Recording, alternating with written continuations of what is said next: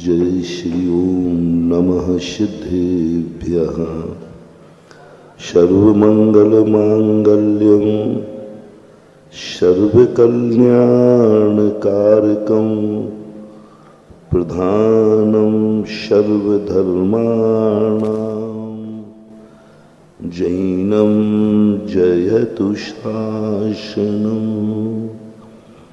पंच परमेष्टि भगवान की, आचार्य श्री गुरुवर कुंद कुंद महाराज की जय हो। आचार्य श्री गुरुवर विद्यासागर महाराज की जय हो। बोलिए परम पूज्य निर्यापक श्रमण मुनि पुंगव श्री सुधासागर जी महाराज की, समस्त आचार्य संघ की।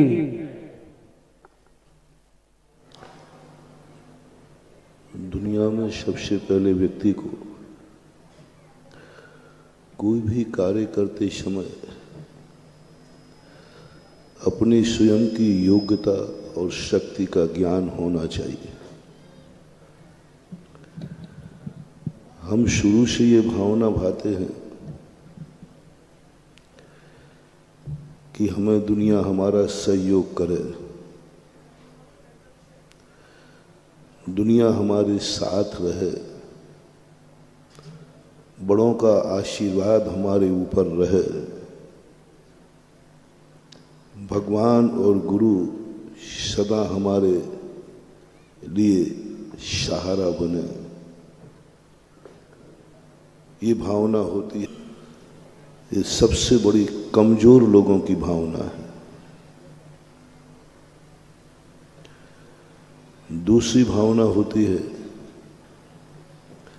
कि मैं सदा अपने बड़े लोगों के बीच में समर्पित रहूं, उनकी आज्ञा का पालन करूं, वह जो कहें वह मैं करूं और मैं उनकी शरण में रहूं, उनकी शरण को मैं कभी छोड़ूं नहीं, उनकी छाया में रहूं।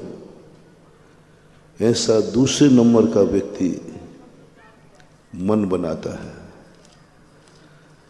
कि नहीं, मैं हमेशा भगवान की शरण में रहूं, गुरु की शरण में रहूं,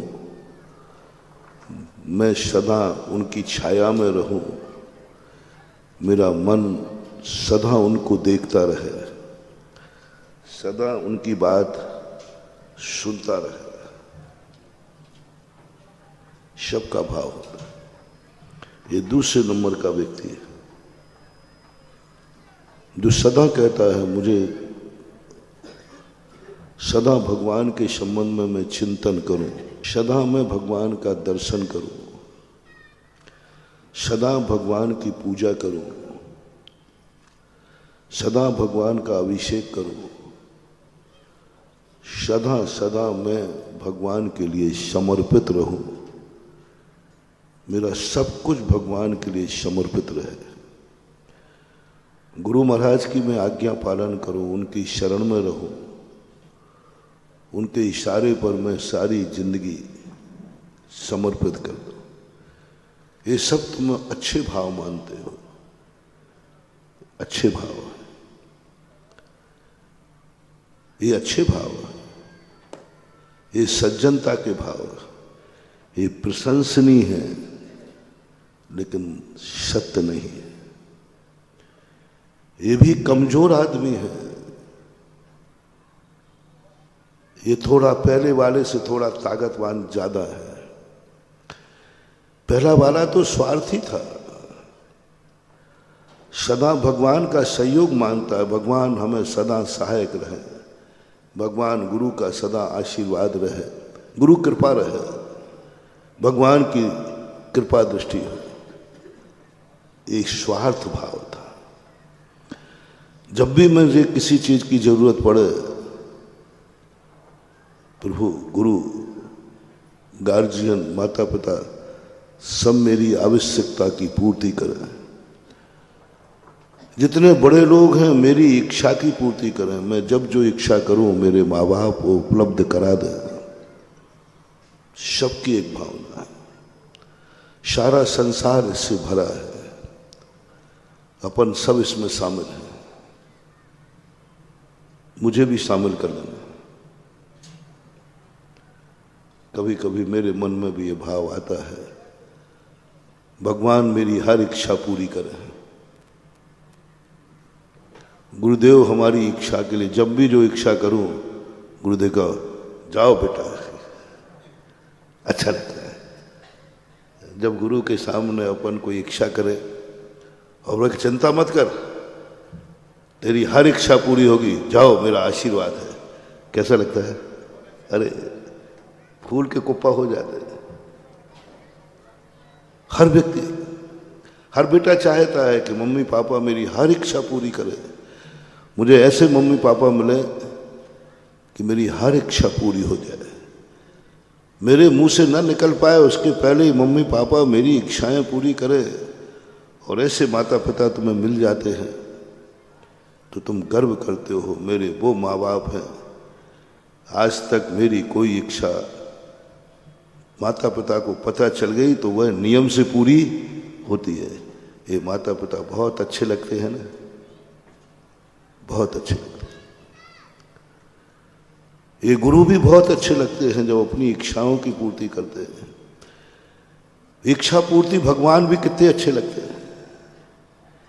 इच्छा पूर्ति भगवान, इच्छा पूर्ति नमोकार मंत्र, अच्छी लग रही ना? यदि मैं आज तुम्हें आशीर्वाद दे कि तुम्हें ऐसे माँ बाप मिलेंगे तुम्हारी हर इच्छा पूरी करेंगे, अब महाराज दे दो आप।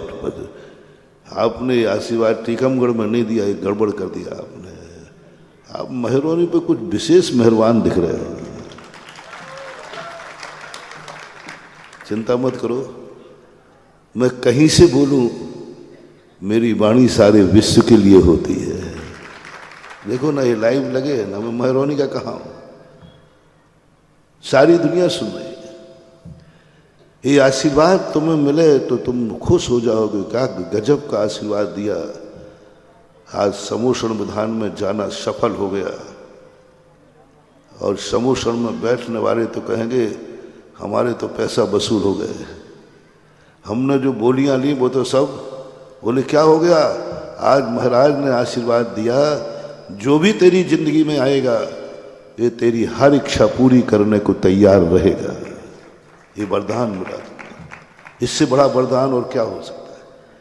जो भी तुम्हारी जिंदगी में आएगा, माँ बाप आएंगे, परिवार आएगा, बच्चे आएंगे, पत्नी आएगी, रिश्तेदार आएंगे, जो भी आएगा हर व्यक्ति तेरी इच्छा पूरी करने के लिए सदा तत्पर रहेगा और तेरी इच्छा पूरी करेगा। ऐसा आशीर्वाद कितना अच्छा लगता है। और यहां तक कि तेरा भगवान, तेरा गुरु भी तेरी इच्छाएं पूरी करेगा। ऐसा गुरु तुझे मिलेगा जो तेरी हर इच्छा पूरी करेगा। जो तुम इच्छा करोगे गुरु आशीर्वाद दे देंगे, भगवान आशीर्वाद दे देंगे।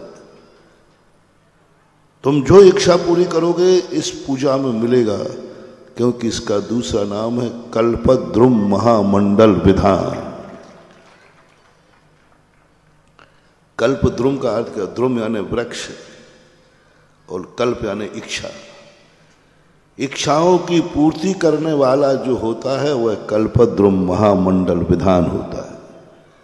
जिस वृक्ष के नीचे बैठ करके व्यक्ति अपनी इच्छाएं करता है उसकी इच्छा की पूर्ति होती है, इच्छाओं की पूर्ति होती है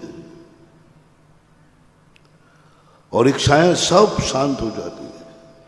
समोषण में जाते ही इच्छा करने मात्र से उसको संपूर्ण उपलब्धि हो जाती है। यहां भी होगी, यहां भी होगी और सबको ये अच्छा लगेगा। लेकिन अब सुनना, मैंने बहुत ऊंचा उठा दिया है, सुनना। आप ऐसे गिरने वाले हो हड्डी पसली टूटे तो मेरी जिम्मेवारी नहीं है। अभी ऊंचा चढ़ने में बड़ा मजा आ रहा था। आज महाराज ने क्या गजब का आशीर्वाद दिया। अभी दिया नहीं था, पूछ रहा था, अभी तो बता रहा था। इच्छा पूर्ति आशीर्वाद, इच्छा पूर्ति पूजा, इच्छा पूर्ति भगवान, इच्छा पूर्ति माला नमक, सब इच्छा पूर्ति। बशर्ते यह नीति सज्जनों की नहीं है यह नीति, यह सोच। इसको सोच करके जो हर्षित होते हैं उसी का नाम है दुर्योधन।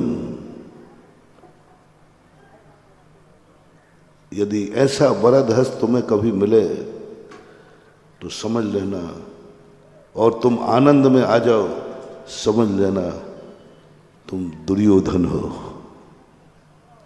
ये दुर्योधन की नीति थी। दुर्योधन कहता था मुझे जो कुछ भी मेरी जिंदगी में आवे वो सब मेरी इच्छाएं पूरी करे। उसका एक ही नीति, जो भी आवे, क्यों आए हो मेरे पास? यदि वो कहता मैं तुम्हारी इच्छा पूरी करूंगा, तैयार है। दुर्योधन ने कर्ण को अपने पक्ष में मित्र बना लिया। किस लिए? कर्ण का सम्मान करने के लिए कि अपनी इच्छा की पूर्ति के लिए? क्योंकि वो जानता था कर्ण काम का आदमी है, काम आएगा। पांडवों से मैं नहीं जीत सकता, कर्ण जीतेगा। तो उसने जो सम्मान किया था वो किस लिए किया था? कर्ण मेरे काम आए। सारे जितने बड़े लोग थे, दासश्री, गुरु, सब को एक ही नारा था, जो जो मेरी इच्छा पूरी करने को तत्पर हो वो मेरे पक्ष में आ जाए, मैं उनकी सारी सेवा करूंगा, सब कुछ होगा, लेकिन इच्छा मेरी होगी। इच्छा कर्ण, तेरी कर्ण की इच्छा नहीं होगी, गुरु की इच्छा नहीं होगी, ताश्री की इच्छा नहीं होगी, पिताश्री की इच्छा नहीं होगी, इच्छा मेरी होगी। आप सब उस इच्छा को पूरी करोगे।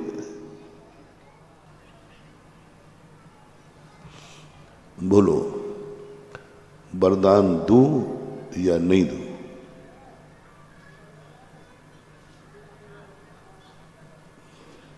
पूछ लो समूषण में बैठे हुए लोग, वरदान दूं या नहीं दूं? इच्छा पूर्ति वरदान,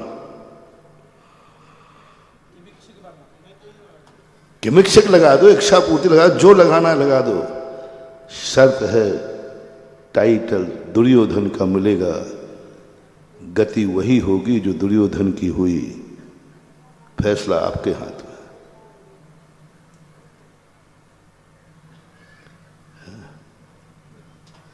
अभी आप टीकम वालों का सम्मान हुआ, वो नरेंद्र का सम्मान तो ठीक लग रहा था कि इसलिए कह रहे थे भाई वो चुनाव में खड़ा हो रहा है, चलो भाई अपने समाज का व्यक्ति आगे बढ़े। लेकिन तुम्हारा सम्मान हुआ तो मैं सम्मान का विरोधी नहीं हूं। जो शर्त लगाई गई कि टीकमगढ़ वाले इसलिए सम्मान कर रहे हैं कि इस बार की महावीर जयंती तुम महरौनी में मनाओगे, महरौनी की इच्छा करो। मैंने कहा ये तो मामला सम्मान नहीं हुआ, ये तो, लेकिन करें क्या? चोर चोर मोसेर भाई, तुमने आदिनाथ जयंती पे सबको बुलाया था, तुम्हें महावीर जयंती बुलाओ तो लेन देन बराबर है। तुमने भी तो कहा था कि सब आदिनाथ जयंती वालों इस बार बस महाराज जी हमारे यहाँ है, सब लोग आदिनाथ जयंती टीकमगढ़ में मनाएंगे। तो तुम्हारा जो आह्वान था उसकी प्रतिक्रिया हो गई, उन्होंने आह्वान कर दिया कि सब लोग महावीर जयंती मनाएंगे। तो अब ये तो आप लोग, अब दोनों ही दुर्योधन है तो मैं क्या करूं? बहुत बड़ी बात महामुना, बहुत बड़ा लॉजिक दे रहा हूं आज तुम्हें। ये सब इच्छा पूर्ति पूजाएं हैं। एक एक कल्पद्रुम मंडल विधान में आप बैठे हो, इच्छाएं पूर्ति करने में समर्थ हैं, प्रभु समर्थ है, ऊपर बैठे सबके गुरु समर्थ है, नमोकार मन समर्थ है,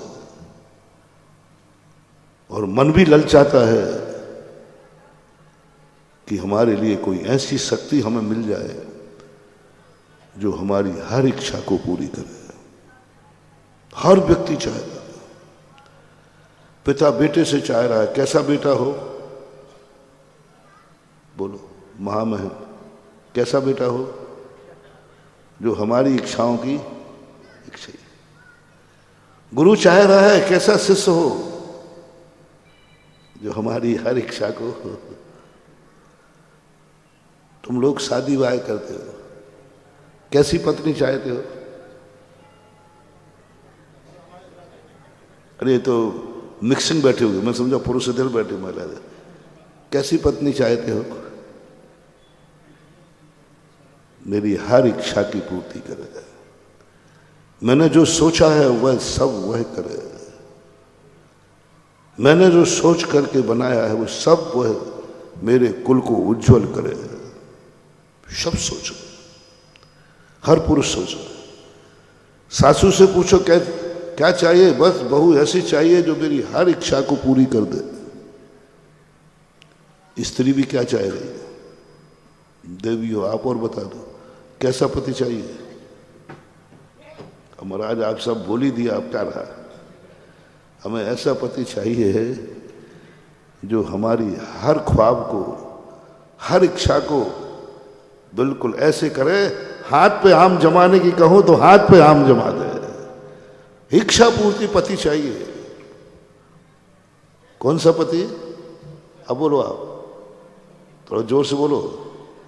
इच्छा पूर्ति मिलेगा। ये समूषण है इसलिए मैंने छेड़ दिया।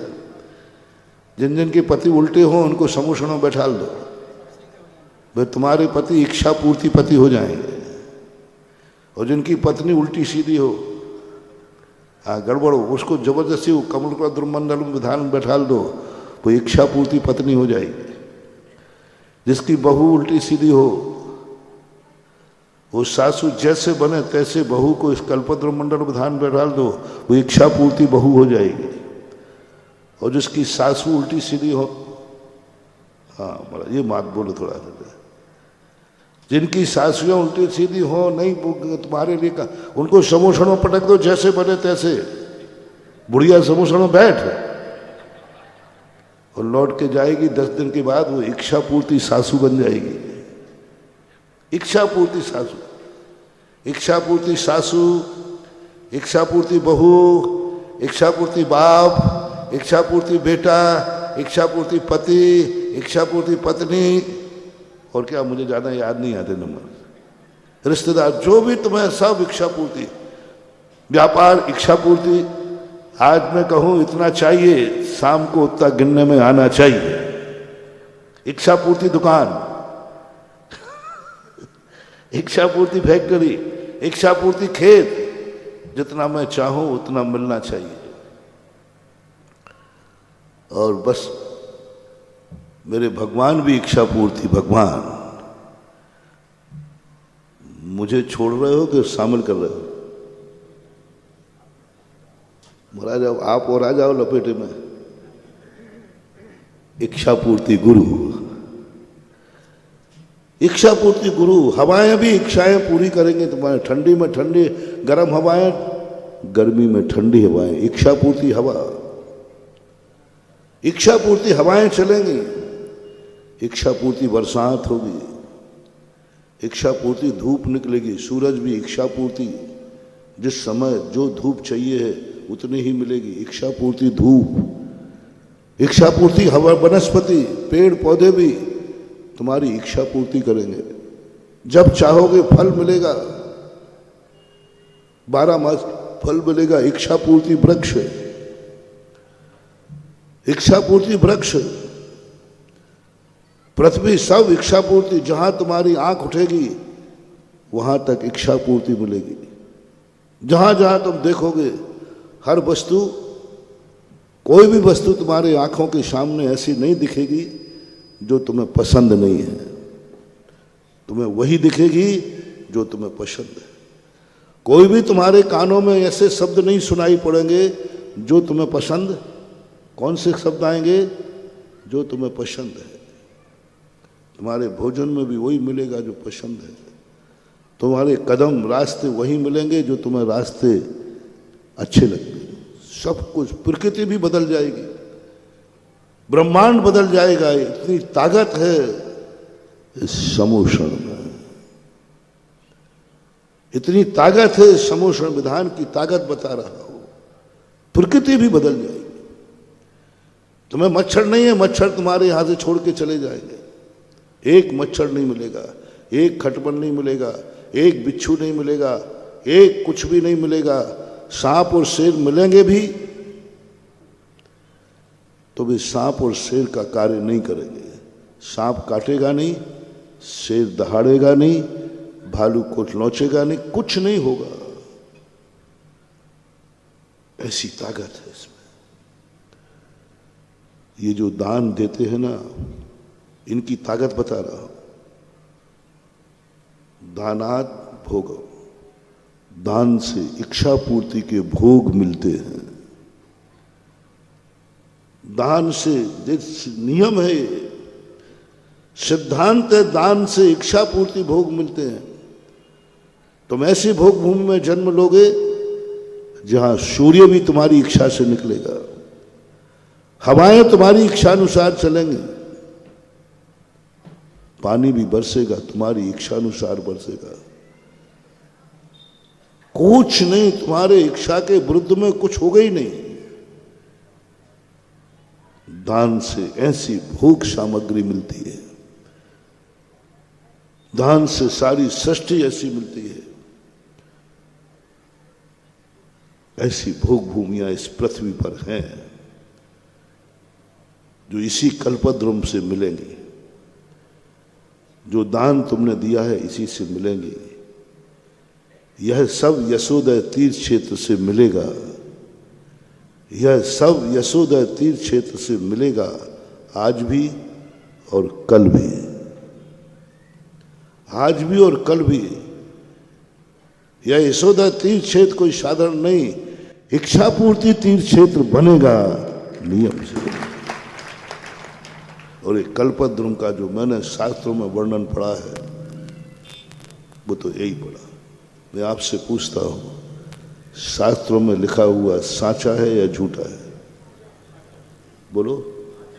साचा है। तो मैंने शास्त्रों में पढ़ा है, शास्त्रों में पढ़ा है कल्पद्रुम महामंडल विधान।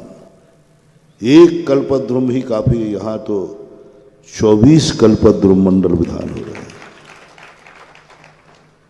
और इनकी इच्छाएं, इनकी पूर्तियां, इनकी समर्थ अद्भुत मानो, अद्भुत। हमारा गंधोदक इच्छा पूर्ति है। महाराज को एक ग्रास देते हो, इच्छा पूर्ति ग्रास है वो, इच्छा पूर्ति। एक ग्रास दिया, अरे देना तो छोड़ो, महाराज का आहार देखने मात्र से इच्छा पूर्ति वरदान मिलता है, देखने मात्र से। पूज्य रविशरण महाराज श्री पद्म पुराण में कहते हैं, श्री राम चारण रिद्धिधारी महाराज को आहार दे रहे थे। एक नौला, एक गिलहरी, एक बंदर और एक और जानवर, ये चारों जानवर महाराज का आहार देख रहे थे। महाराज की प्रशंसा नहीं कर रहे, वो बंदर महाराज की प्रशंसा नहीं कर रहे थे।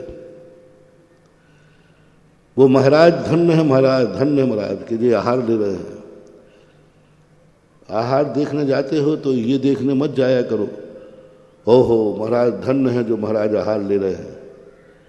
महाराज को देखना है, दो चीजें देखना वहां, एक देने वाला और एक लेने वाला, दो है ना। तो देने वाला को देखने जा रहे हो कि लेने वाले को देखने जा रहे हो? यदि लेने वाले को देखने जा रहे हो तो क्या भाव करें? ये भाव मत करना, ओहो धन्य है महाराज जो आहार ले रहे हैं, धन्य महाराज देखो ये चीज खा रहे हैं, धन्य धन्य, ये नहीं करना। महाराज को देखकर आहार की प्रशंसा नहीं करना, ये करना वो दिन कब आएगा जब मैं भी ऐसा आहार लूंगा। जब मैं ऐसा आहार, साधु के आहार लेने की प्रशंसा किसी शास्त्र में नहीं है, क्योंकि आहार लेना तो दुर्भाग्य है, आहार लेना तो पाप का उदय है, आहार लेना तो बहुत अशुभ। हम लोगों के 24 घंटे में सबसे ज़्यादा पाप कर्म का उदय आता है जब हम अंजलि यूं करते हैं, आहार को जाते। शेर खा जाए वो पाप का उदय नहीं है, मच्छर खाते रहें कोई पाप का उदय नहीं, कोई गालियां देते रहे, कोई पाप का उदय नहीं। कोई बुराइयां करता रहे, कोई पाप का नहीं। कुछ भी करता रहे, हम लोग इसको पाप का उदय नहीं मानते। कितना भी कोई हमारे प्रति करे, मारने भी आ जाए तो कहते हैं कोई पाप का उदय नहीं, तो क्या फर्क पड़ता है। आपने देखा होगा मुनिराज जो हैं, कितनी भी उनकी निंदा होती रहे, अर्घावतारन असी प्रहारन में सदा, करे तो निंदा करना है, करते रहो, क्या फर्क पड़ता है। रामचंद्र जी रोने वाले नहीं है, चाहे कैकई हो चाहे मंथरा हो। रामचंद्र जी तो कहते राज तिलक करो तो ठीक है और नहीं करो तो ठीक है, मेरे चेहरे की मुस्कान जाने वाली नहीं है, उसका नाम है श्री राम। राज तिलक हुआ तो फूले नहीं समाये, ऐसा नहीं हुआ। राज तिलक नहीं हुआ तो रोते नहीं बैठे, रोते नहीं। बस यही थी श्री राम। जब राजगद्दी मिली तो ठहाका नहीं लगाया, और जब राज्य छीना तो आंख में आंसू नहीं आए। क्या फर्क पड़ता है वन में रहना या भवन में रहना। मैंने बहुत बार कहा है, कितने बड़ा राजकुमार क्यों ना हो,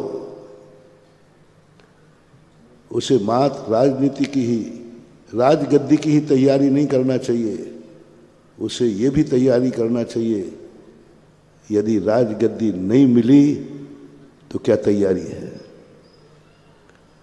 क्या तैयारी है। राजगद्दी नहीं मिलती है तो क्या होगा। राजगद्दी नहीं मिलती है तो क्या तैयारी है। बहुत बड़ी बात है। मैंने कहा था, टीकमगढ़ में भी कहा था, चाणक्य ने यही कहा, जैन दर्शन यही कहता है। चाणक्य जैन दर्शन का बहुत बड़ा ज्ञाता था, ऐसा सुनते हैं। बाद में उसने मुनि दीक्षा ली है। चंद्रगुप्त ने तो मुनि दीक्षा ली ही थी, जो उनके शिष्य थे। और सबसे बड़ी विशेषता गुरु ने सिखाया कि ये बताओ चंद्रगुप्त क्या कर रहे हो। बोले युद्ध की तैयारी कर रहा हूं, विजय की।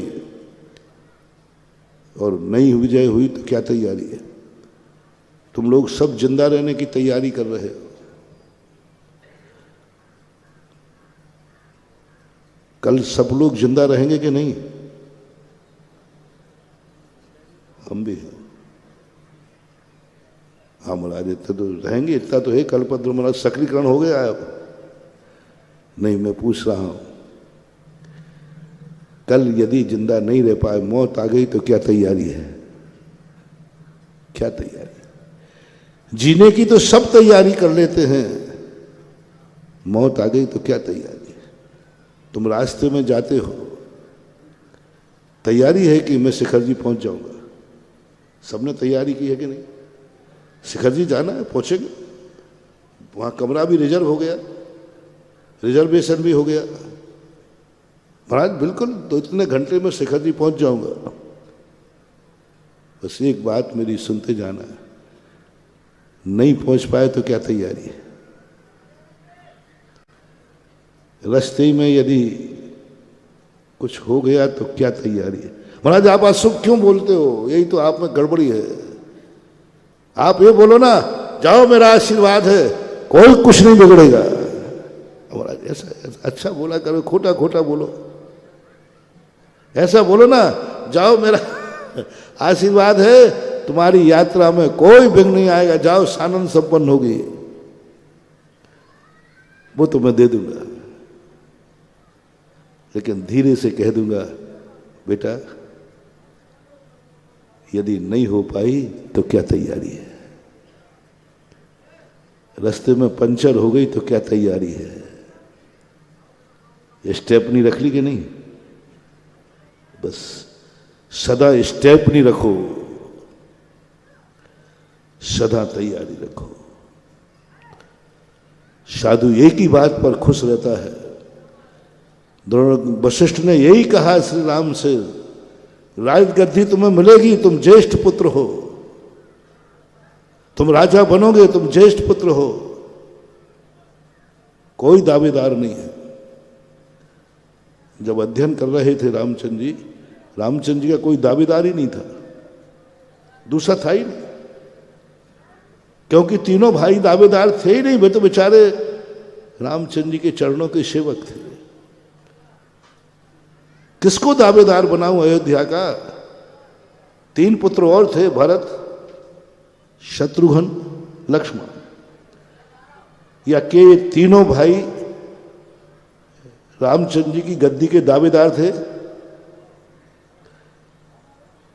आप जैसे नहीं है कि बाप की संपत्ति पे दावेदार, हाँ मैं भी दावेदार हूं, टुकड़े हो जाएं तो हो जाएं, लेकिन मेरे दावा मिलना चाहिए।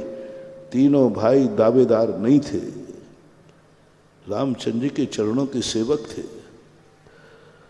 वो तो कभी कल्पना में भी नहीं था कि मैं राजगद्दी पर बैठूं। वो तीनों भाई तो बेचारे एक ही भाव करते थे, मेरा भैया राम राजगद्दी पर बैठे, समर्थन था। राम भी बैठा ले तो नहीं बैठेगा, नहीं बैठा। राम ने भी राजगद्दी पर बैठा ला, लेकिन भरत नहीं बैठा, पांव नहीं बैठा। क्या गजब के भाई थे, क्या है दुनिया में ऐसे लोग भी हैं क्या? भाई, सगे भाई, और एक मां के भाई नहीं, 3 माताओं के अलग अलग भाई थे, अलग अलग माताएं थी, फिर भी क्या क्या संस्कार। मैं जब रामायण पढ़ता हूं, देखा, सोचता हूं क्या है ये? 3 नारियों से अलग अलग दूध पीने वाले, अलग अलग गोदी में खेलने वाले, इतना प्रेम कि वो एक कण के भी दावेदार नहीं। नहीं, मेरा भैया दावेदार है, भैया बैठेगा। खुशी मना रहे रामचंद्र जी की गद्दी पर बैठने पर, भाई खुशी मना रहे, उनकी इच्छा पूरी हो गई कि मेरा भाई राजगद्दी पर बैठेगा। और तुम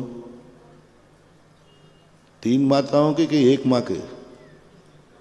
थोड़ा शेयर करो ना। एक मां के जाए हुए बेटे ऐसे दावे के लिए लड़ते हैं कि 2 भाई भाई की तरह जन्मते हैं और दुश्मन की तरह रहते हैं और मरते हैं। एक मां के बेटे, एक मां के बेटों में इतनी तकरार। महरौनी में ऐसे भाई भी होंगे, अंदाज से बता रहा हूं, जो कोई धन दौलत के कारण भाई भाई से न बोल रहा हो। टीकमगढ़ में मिलेंगे। और कुछ लोग तो शायद, अंदाज से बता रहा हूं, भाई भाई पर कोर्ट केस भी चल रहे होंगे। अंदाज से कह रहा हूं, पीए से पूछना पड़ेगा। क्यों रे राजन भाई? महरौनी में कोई भाई भाई के केस भी चलते हैं कि नहीं? चलते हैं, चलते। बैठ जाओ। आज भी उदाहरण सुने। कहते हैं सौतन सबसे ज्यादा खतरनाक होती है, सौतन खतरनाक होती है, लेकिन सौतन का जाया हुआ बेटा खतरनाक हो ये कोई नियम नहीं है।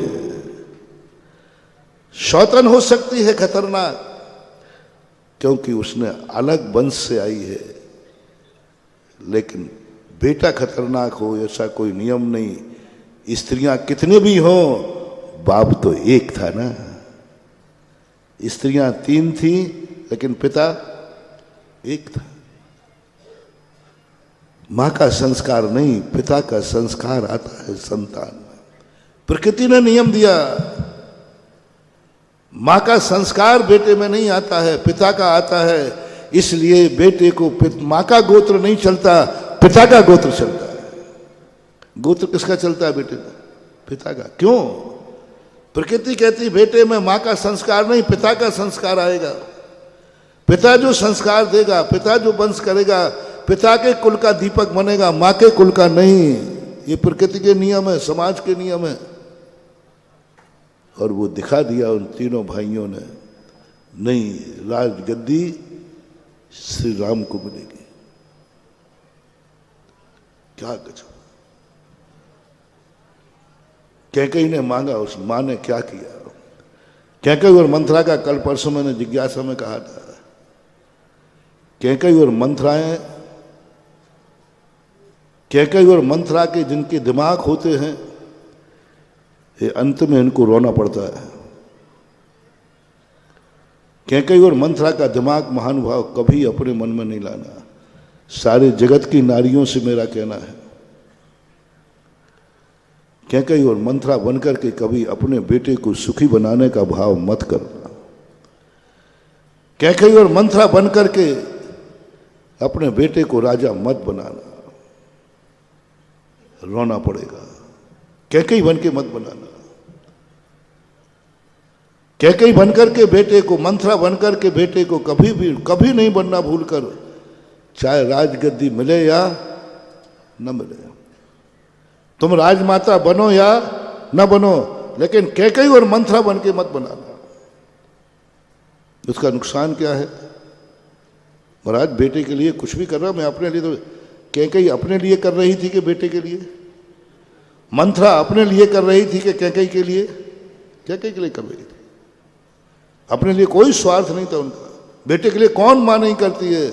हर मां से मेरा कहना है, कैकेयी और मंथरा बन करके कभी बेटे को सुखी मत बनाना। घर को झगड़ा करके कभी अपने बेटे को सुखी बनाने का भाव मत करना। बेटे के खातिर कभी घर से अलग मत होना। बेटे को सुखी बनाने के लिए घर से अलग मत होना। अपने बेटों के खातिर कभी घर में झगड़ा नहीं करना। अपनी संतान के खातिर घर में किसी से भी नहीं लड़ना। बेटे के खातिर, अपने खातिर लड़ो। अपने पति से लड़ो, अपने पिता से लड़ो, जिससे लड़ना हो लड़ो, अपने खातिर। संतान के खातिर मत लड़ना। संतान के खातिर घर मत तोड़ना। संतान के खातिर नीति विरुद्ध मत चलना, नहीं तो ऐसे रहोगे। ये जितनी मंथराएं होती हैं, कैकेयी और मंथरा का दिमाग कहीं भी हो, कितने बड़ा भी घर क्यों ना हो, कैकेयी और मंथरा का दिमाग जिस घर में आ जाता है, वो घर कभी साबुत। जब रामचंद्र जी का घर नहीं रह पाया, वो स्वर्ग नहीं बन पाया, नरक बन गया, तो तुम्हारा घर तो कौन सा हुआ? कहीं भी हो, कैकेयी और मंथरा का दिमाग कहीं भी हो, चाहे राजघराना हो, चाहे समाज हो, चाहे तुम्हारा घर हो, यहां तक कि सारे दर्शनों में आप उठा के देखो, साधु संतों के संग भी हो, यदि वहां स्त्रियों की मंथरा और कैकेयी बन गए, अभी संग सुरक्षित नहीं है। कैकेयी और मंथराओं का जहां भी चलेगा, वे सब टूटे बिना, चाहे संग हो तो संग टूटेगा, समाज है तो समाज टूटेगा, और घर है तो घर टूटेगा। मैं अपने लिए थोड़ी कर रही हूं, यही तो कह रहा हूं, अपने लिए कर ले। मैं अपने लिए थोड़ी लड़ रही हूं, मैं अपने लिए थोड़ी अलग हो रही हूं। नारी बहुत होशियार है। पति कहता है, देखो हम लोग भाई, हम अपने लिए नहीं लड़ रहे हैं, हमने तो तुम्हारे साथ भोग ली, जैसे भोगेंगे और भोग लेंगे, हम तो तुम्हारे बेटों के लिए लड़ रही हूं। मैं फैंसी ड्रेस सही कर लेता हूं, ऐसे ही बोलते हैं। थोड़ा गर्दन हिला दिया करो मुझे, क्योंकि मैं अंदाज से बोलता हूं और वो मैं चाहता हूं फिट बैठ जाए। मैं अपने लिए नहीं कर रही हूं, मैं अपने लिए नहीं लड़ रही हूं, मैं अपने लिए तुम्हें सलाह नहीं दे रही हूं। किसके लिए है? तुम्हारे इन छोकरों के लिए, बेटों के लिए। पति बुद्धू होता है, कहता बात तो सही करी, बात तो, इसका तो कोई स्वार्थ है ही नहीं, ये तो हमारे साथ इतने दिन गुजारी रही है, सही में ये बेटों के लिए लड़ रही है, बेटों के लिए मर रही है, बेटों के लिए हमें शिक्षा दे रही है। बस तुम लुढ़क जाते हो। बेटे के नाम पर तुम लुढ़कते हो, पत्नी के नाम पर नहीं, ये मुझे विश्वास है। तुम जोड़ी के गुलाम नहीं हो रहे, लेकिन तुम बेटों के बाप हो, ये जरूर है। स्त्री के नाम पर तुम नहीं लुढ़कते हो, स्त्री के नाम पर तुम नहीं झुकते हो। 90% लोग स्त्री के नाम पर नहीं झुकते हैं, स्त्री के लिए नहीं झुकते हैं। इसलिए जब बेटों की बात आती है तो पिता मजबूर होकर कहता, हाँ तुम सही कह रहे हो, तुम सही कह रही हो, आज मैं पापा से हिस्सा मांग ही लूंगा। आज न्यारक न्यारा होके ही रहेगा। तेरी बात समझ में आ गई, क्योंकि तू बेटों के लिए मत करना महानुभाव। जब तुम्हारी पत्नी ये कहे कि मैं बेटों के लिए कर रहा हूं, समझ लेना ये मन पत्नी में कैकेयी का अवतार हो चुका है, कैकेयी का अवतार हो चुका है। ये मंथरा बन चुकी है। कैकेयी और मंथरा का यही नेचर रहता है, वो अपने लिए कुछ नहीं करती है, कुछ नहीं चाहती है। वो जानती है कि बेटा राजा बना तो हमें राजमाता बनने के पुरुषार्थ नहीं करना। मैं तो राजमाता, बेटा राजा बन गया तो राजमाता बहुत चालाक होती है, कोई साधारण समझते हो। त्रिया चरित्रम पुरुषस्य भाग्यम देवो न जानाति कुतो मनुष्य। वो नहीं बनेगी कि मुझे राजमाता बनना है, ये कैकेयी ने नहीं कहा। राजमाता बनने का कभी नहीं कहा। बोलते कि बेटा को राजा बनाओ। जब जब तुम्हारी पत्नी यदि वो अपने सुख के लिए कहे, अपनी इच्छा पूर्ति के लिए कहे, तो मत समझना कि ये गलत है, मत समझना कि ज्यादा गलत है। लेकिन जब वो ये कहे तुम्हें तोड़ने के लिए, नीति विरुद्ध चलने के लिए, बेटों के खातिर सावधान हो जाना, अब तुम बर्बाद हो जाओगे। ये तो तुमसे कह दिया, थोड़ा कैकेयियों से और कह दूं, कभी संतान के खातिर घर मत तोड़ना, बेटों के खातिर कभी हिस्से के लिए मत लड़ना, संतान के लिए सुख देने के लिए कभी घर में लड़ाई मत करना। सोचना ही बंद करो। जब जब तुमने अपने बेटों के खातिर घर तोड़ा, जब जब बेटों के खातिर तुमने अपने पति को गलत सलाह दी, जब जब तुमने बेटों के खातिर अपने पति के लिए कुछ मनवाया, सावधान, पति मानेगा। वो दशरथ है, वो तो मर जाएगा क्योंकि दशरथ है। तुम नहीं मरोगी, तुम नहीं मरोगी। दशरथ मर गए, मर गए। वो सहन नहीं कर पाए। स्त्री कभी नहीं मरती। हार्ट अटैक पुरुषों को ज्यादा होते, स्त्रियों को कम होते। सदमा जो बैठता है, स्त्रियों का रोना बालकों के समान है और पुरुष का रोना अंदर से होता है। बालक रोता है ना, रोता है बालक।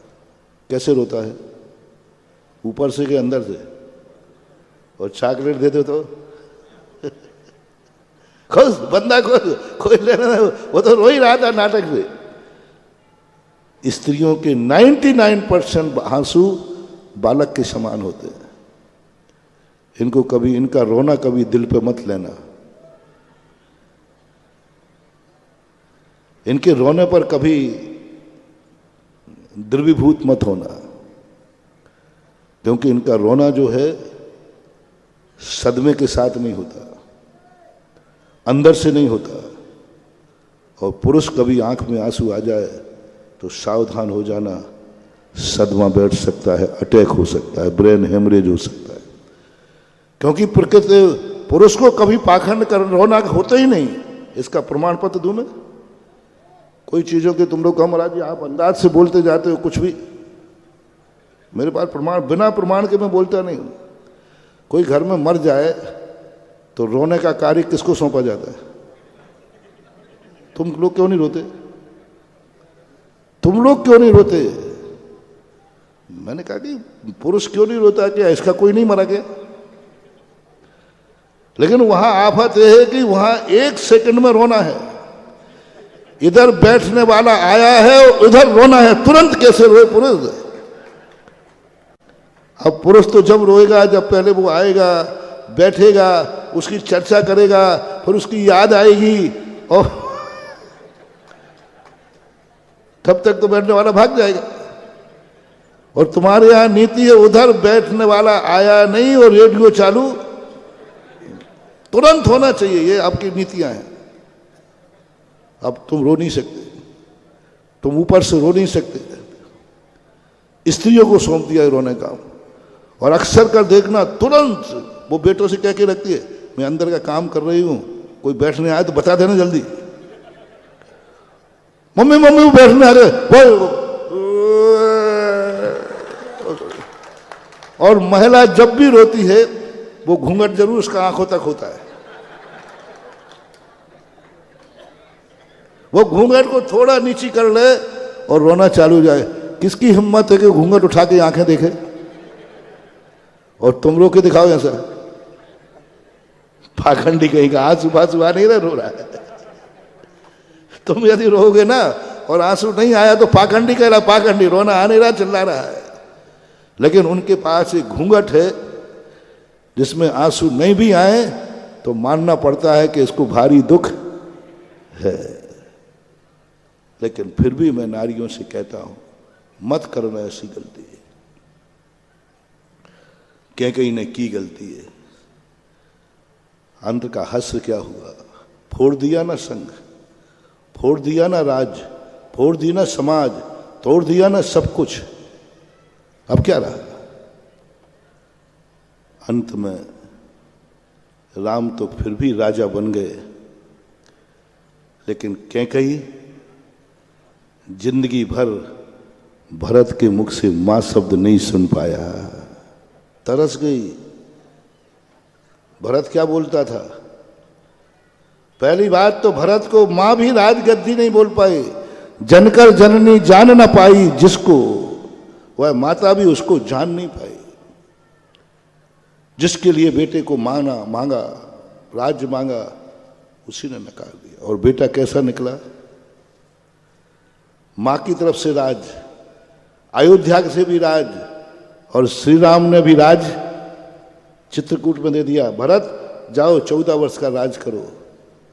प्रशंसनी देखो, अब तो भैया ने भी कह दिया ना कि देखो भरत, मैं तो वनवास जाऊंगा, तुम राजगद्दी संभालो। गजब। पंचायत ने भी निर्णय दे दिया। जनक सरपंच बने थे, और जनक सरपंच बने तो रामचंद्र जी ने कहते अपने ही ससुर सरपंच है, अपन जीतेंगे। लेकिन जनक तो पंच के मुख से परमेश्वर बोलता है। भरत जीत गया, राम को लौटना पड़ेगा। लेकिन रामचंद्र जी ने क्या गजब का खेल खेला। मैं आदेश देता हूं भरत, 14 वर्ष तक तुम राज्य का संचालन करोगे, ये राजा का आदेश है। भरत कहता भैया ये तो जीती बारी हरा दी, आप बड़े हैं। तो भरत भी कहता है आपने ये चाल खेली वचन लेकर के, वचन ले लिया था कि मैं अयोध्या का राजा हूं, मुझे डर है कि भरत मेरी आज्ञा नहीं मानेगा। तो भरत ने सौगंध की, भैया मैं सौगंध करता हूं आपकी जो आज्ञा होगी वो मानूंगा। तो लो मैं आज्ञा देता हूं 14 वर्ष तक तुम राजगद्दी पर बैठ के राज का संचालन करोगे। इतना राज्य मिलने के बाद भी गद्दी नहीं, क्या बैठा रही 14 वर्ष तक राजगद्दी पर? पाँव नहीं। कैसे भैया हैं ये? कैसा भरत था ये? भरत की इस विशेषता पर मुझे लगता है भरत रामचंद्र जी से भी एक कदम आगे निकला, एक कदम आगे निकला। कैसा भैया है? मिल रहा है तो भैया की पावनी पूछ रहा है, पावनियों को चवर ढोल रहा है शत्रुघ्न, पावनियों को चवर ढोल रहा है, पावनियों को प्रणाम कर रहा है। क्या है भाई? क्या तोड़ दिया तुमने भाइयों के प्रेम को? राज तोड़ सकते हो, लेकिन सच्चे भाई हैं तो उनका प्रेम नहीं तोड़ सकते। राज छीन सकते हो, लेकिन प्रेम नहीं छीन सकते। अंत में कैकेयी तरस गई। भरत क्या बुलाता था? कैकेयी आदि आओ राजमाता, राजमाता कहता था। आग लग जाती थी कैकेयी को, मां बोल मां। बोले भरत की माँ तो ऐसी नहीं होगी कि अपने बेटे के लिए मेरे भगवान जैसे भैया को वनवास भिजवा दिया। ये भरत की माँ नहीं हो सकती, राजमाता हो सकती है। तुमने ये सब राजमाता बनने के लिए किया था, राजमाता हो तुम। बोलो एक माँ को राजमाता में सुख ज्यादा है कि माँ का सुख ज्यादा है? माता हो, एक और राजमाता पद मिल रहा है और एक माँ का पद मिल रहा है। हमारी भारतीय नारी किसको मुख्यता देगी? माँ का पद मुख्यता। माँ को तरस गई वो। जो मंथरा और कैकई बनती हैं उनकी ऐसी हालत होती है, अंत में उनको कोई माँ भी कहने वाला नहीं मिलता। और मंथरा की तो जो ठुकाई हुई है, किसने किसने कितने ठोका बोलो ना? भरत ने। जिसके लिए वो मरी, जिसके लिए राज्य मांगा, जिसके लिए इतना प्रपंच किया, अंत में पिटाई किसने की? उसी भरत। कैकई को जो पिटाई हुई है, मंथरा कहती है मैंने तो तेरे लिए सब कुछ किया है। जैसे ये बोले तो एक और बोले मेरे, तू अपने लिए कर लेती तो इतना बड़ा पाप नहीं होता। तू अपने लिए राजगद्दी मांग लेती तो मुझे इतना दुख नहीं होता।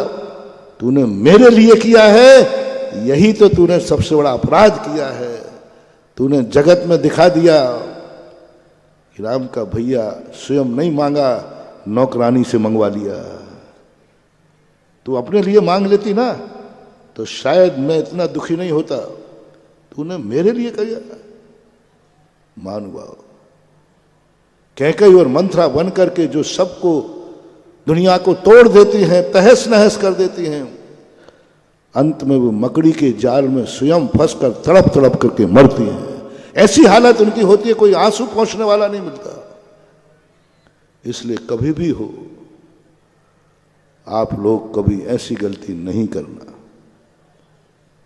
ऐसी गलती करने से आपको बहुत बड़ा नुकसान होता है, क्योंकि ज्ञानी पुरुष को तो कोई फर्क पड़ने वाला नहीं। चारों भाइयों ने कहा हमारी माँ भली अलग अलग हैं, लेकिन हमारा पिता तो एक है। क्या तुम एक माँ से उत्पन्न होकर ऐसे नहीं रह सकते हो? एक माँ से जाए राज्य तो जाए, एक के बदले में हिस्सा जाए तो जाए, जाए तो जाए, लेकिन टूटने नहीं देंगे। मुझे थोड़ा सा संस्कार महरौनी में देखने को मिला। यहां दो भाइयों में सौधर्मेंद्र की बोली ले ली। अब दोनों भाइयों में एक ही है, सौधर्मेंद्र कौन बने पंच कल्याणक का? दोनों ने 2 दिन की बहस में मैंने समझा क्या करूं मैं। और किसकी इंद्राणी सची नहीं बनने का भाव करे? सबके भाव होते हैं। मेरे पर निर्णय आया, मैं किसके पक्ष में जाऊं? मुझे तो दोनों प्यारे हैं। एक के पक्ष में जैसे तैसे मैंने मन बनाया। चलो एक को कह दूंगा तेरा व्यापार ठीक नहीं है, तूने एक जीत जाएगा। तो वो कहता है ठीक है, मैं आज से व्यापार बंद करता हूं। कहा मैं व्यापार बंद करता हूं, अब क्या बहाना कहूं? अंत में जाकर दोनों भाइयों ने एक भाई को समर्पित कर दिया। एक भाई बड़े भाई को समर्पित करके छोटा भाई पीछे हट गया।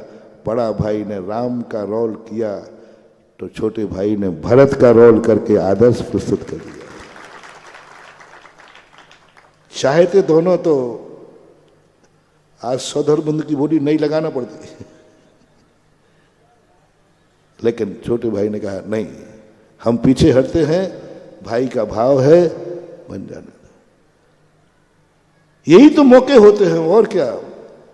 तुम सौधर्मेंद्र भली नहीं बने हो, लेकिन सौधर्म से भी बहुत बड़ा पुण्य तुमने कमा लिया है।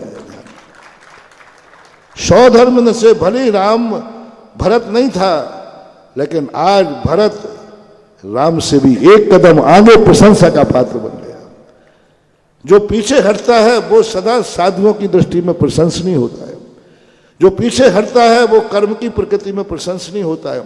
जो पीछे हटता है सारा ब्रह्मांड उसकी प्रशंसा करता है। भाई के लिए पीछे हट जाना, भाई के लिए पीछे हट जाना महानुभाव, यही है रघुवंश की नीति। भाई के लिए, भाई के लिए पीछे हट जाना और अपना हक, अपना पक्ष भाई के पक्ष में समर्पित कर देना, इससे बड़ा कोई पुण्य नहीं हो सकता। भरत को एक बार रामचंद्र ने कहा, रामचंद्र जी, भरत कहते भैया तू छोटा जरूर है लेकिन तेरी बुद्धि मेरे से भी महान है, मेरे से भी महान है। तो ये चीजें आज अपने समाज में होना चाहिए। इन पंच कल्याण के इसका कार्यक्रम का ये उपाय होना चाहिए कि आज कोई भी व्यक्ति महरौनी में, परिवार में कभी भी कोई स्त्री मंथरा और कैकई नहीं बनेगी। ये इच्छा पूर्ति यहां से होना चाहिए, ये रहना चाहिए। लेकिन फिर भी अपना मूल प्रसंग चल रहा था कि महाराज को सबसे बड़ा पाप कर्म का उदय कब होता है? जिस समय उसकी निंदा होती है। महान आत्मा राज छीन लेते हो तब दुख होता है? नहीं। निंदा हो, बुराई हो, गालियां दो, घर से निकारे, तन बिदारे, पूजा में पढ़ देना, कोई फर्क नहीं पड़ता। कोई बड़ा पाप कर्म का उदय नहीं। सबसे बड़े पाप कर्म का उदय होता है जब साधु आहार लेने जाता है। बहुत फीलिंग होती है। मैं तो भगवान से कई बार कहता हूँ, भगवान 2-4 उपसर्ग और दे दो, बस झेल लूंगा, लेकिन ये आहार बंद करा दो बस। ये अंजलि यूं करना पड़ती है, ये उपसर्ग में तो यूं बैठता हूं और आहार में बस एक सबसे बड़ा कमजोरी होती है, अशुभ होता है। इसलिए साधु आहार ले रहा है इसको अच्छा मत कहना। साधु का आहार ले रहा है इसको अच्छा मत कहना। साधु उसको बुरा मानता है।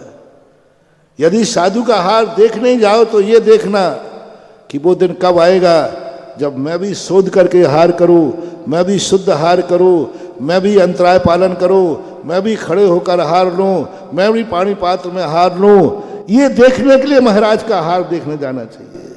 महाराज बनना हो तो महाराज का आहार देखने जाओ। महाराज का आहार देखोगे तो एक दिन महाराज बनोगे, बनना पड़ेगा।